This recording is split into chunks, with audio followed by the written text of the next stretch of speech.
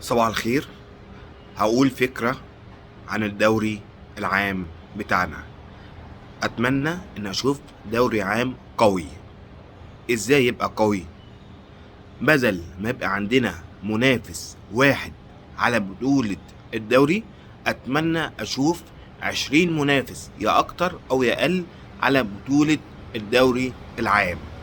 وده ليه ميزة مهمة جدا.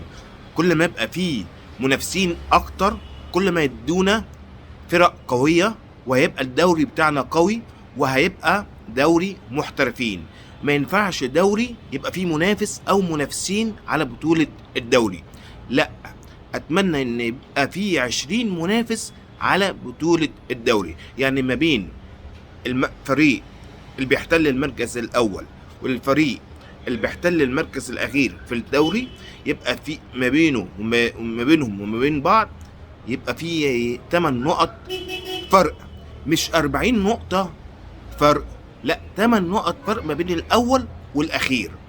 وده هيساعدنا إن هيبقى في ناس، بدل احنا ما نطلع لعيبتنا تحترف بره، ممكن يبقى لعيبتهم تيجي تحترف عندنا، يبقى في ناس هتبص على الدوري بتاعنا وهيشوفوا، وده هيخدمنا. بدل ما يبقى المنتخب بتاعنا ضامن لعيبة نادي او اتنين، لا، هيضم 20 لعيبة 20 نادي. هيدينا منتخب قوي. كل ما يبقى فيه منافسين اقوياء، وكل ما يبقى فيه 20 منافس على الدوري بينافسوا بعض على البطولة، هيدينا منتخب قوي.